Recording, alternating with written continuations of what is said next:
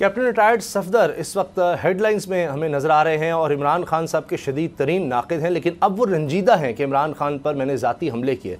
सिर्फ यही नहीं बल्कि उन्होंने तो अब हमले अपनी ही जमात पर शुरू कर दिए हैं। बड़ी दो टोक बातें कैप्टन रिटायर्ड सफदर साहब ने की हैं। अब बाजवा साहब पर तनकीद भी है, मलिक अहमद खान हो या दीगर लीडरशिप होता कि शहबाज शरीफ साहब, वो तो बाजवा साहब को प्रोटेक्ट करते हैं। सुमैया, आपने सुना, पूरे पाकिस्तान ने सुना, अब तो लगता है कि बात काफ़ी ज़्यादा बिगड़ चुकी है। इसको अंदर बगावत से भी जोड़ा जा रहा है जो नून लीग में हो चुकी है। अब ये खबरें हैं कि मरीम साहब ने बड़ा सख्त नोटिस दिया बतौर चीफ ऑर्गेनाइज़र कि जो पार्टी पॉलिसी की खिलाफ वर्जी करेगा उसके खिलाफ एक्शन भी होगा। ये तो खुल्लम खुल्ला चार्जशीट है कैप्टन रिटायर्ड सफदर की ना पार्टी के खिलाफ, कि वो बता रहे हैं कि एक्चुअली क्या हुआ है। और चलें, किसी में तो हिम्मत है, मैं तो ये कहती हूँ पार्टी में किसी में तो इतनी करेज है कि वो खड़ा होकर ये कह रहा है कि वोट की इज्जत दो के बयानिया को हमने खुद ही दफन कर दिया और हमने एक्सटेंशन दे दी बाजवा साहब को और यहीं पर ही बयानिया दफन हो गया।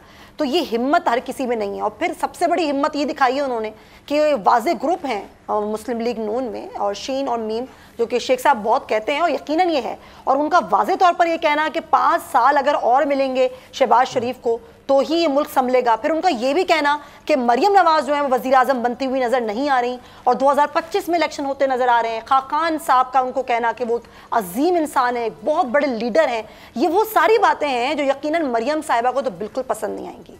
अब मैं तो बस एक हल्का फुल्का सा एक जुमला ये बोलना चाहती हूँ सामा, कि वैसे भी सफदर साहब एक बहुत ही बेचारे और मासूम से दामाद हैं, उनको कभी सोफे पे जगह भी नहीं मिलती। अब इन बयानात के बाद उनको किधर जगह मिलेगी, वो कहाँ एग्जिस्ट कर पाएंगे। बड़ा ही उन्होंने ये बागियाना सा जो है वो इंटरव्यू दे दिया है, और ये बयान जो उन्होंने दिया है ना, ये इनके अपने लिए बड़ी मुश्किल खड़ी हो जाएगी।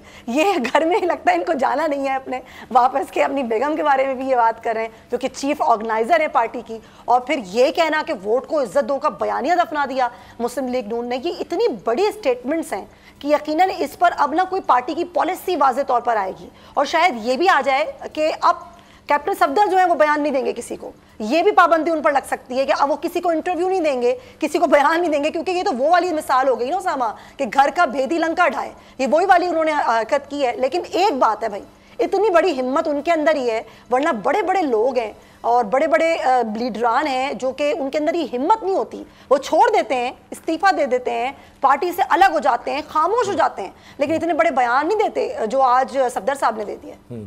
अब सुनिए, जिस तरह आपने बड़ी ये ज़बरदस्त बात की कि सारा कुछ कैसे हुआ, वो तो उसके चश्मदीद गवाह हैं कैप्टन रिटायर्ड सफदर साहब, और वो बता रहे हैं कि जो लोग छोड़ गए वो ठंडे गर्म पानी की भी बात कर रहे हैं।